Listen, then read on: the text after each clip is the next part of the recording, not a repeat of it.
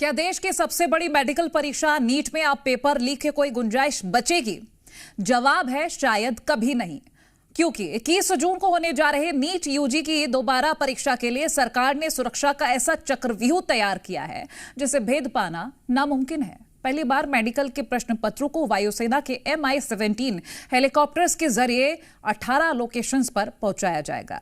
दिल्ली से देश के कोने कोने तक, आसमान से लेकर जमीन तक सुरक्षा ऐसी कि परिंदा भी पर न मार पाए। आखिर क्या है सरकार का यह मिशन नीट और क्यों पड़ी वायुसेना की जरूरत? हमारी इस खास रिपोर्ट में देखिए।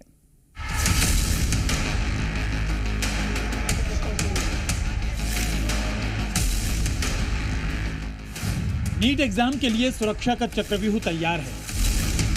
पेपर पहुंचाने के लिए MI-17 हेलीकॉप्टर एक्शन में होंगे। पेपर ले जा रही गाड़ियों की GPS ट्रैकिंग होगी। मतलब नीट यूजी की मूल परीक्षा जब पेपर लीक के आरोपों से घिरी तो देश के 23 लाख छात्रों का भविष्य दांव पर लग गया। भारी बवाल और आक्रोश के बाद परीक्षा रद्द करनी पड़ी। सरकार की साख पर सवाल थे, इसलिए इस बार कोई इफ और बट नहीं। इस बार प्रश्न पत्रों को सड़क मार्ग के भरोसे नहीं छोड़ा गया।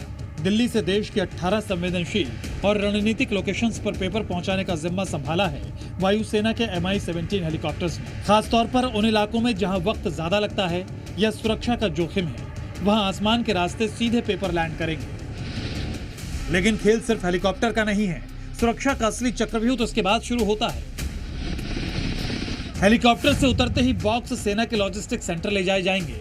परीक्षा शुरू होने तक इनकी निगरानी बंदूक ताने सेना के जवान करेंगे। पहली बार किसी भी बाहरी व्यक्ति को इस प्रोसेस में शामिल नहीं किया गया है। बजट की तर्ज पर इस बार पेपर तैयार और प्रिंट हुए हैं। पेपर की ये स्टील बॉक्स तब तक नहीं खुलेंगे जब तक दिल्ली हेडक्वार्टर से कमांड नहीं मिलेगा। बक्से खोलने के लिए फोटो पहचान पत्र के साथ एक वन टाइम पासवर्ड चाहिए होगा, जो समय और दिन के हिसाब से बदल जाएगा। यही नहीं, लॉजिस्टिक सेंटर से परीक्षा केंद्रों तक जाने वाली गाड़ियों पर लाइव GPS और कैमरे फिट किए गए हैं, जिनकी लाइव मॉनिटरिंग सीधे दिल्ली से हो रही है। साफ है कि केंद्र सरकार की सीधी निगरानी में तैयार ये सिस्टम बताता है कि सरकार अब किसी भी स्तर पर लापरवाही बर्दाश्त करने के मूड में नहीं है। ऐसे में उम्मीद है कि इस बार 21 जून को देश के लाखों होनहार छात्रों को एक पूरी तरह निष्पक्ष और पारदर्शी परीक्षा देखने को मिलेगी। ब्यूरो रिपोर्ट, जी मीडिया।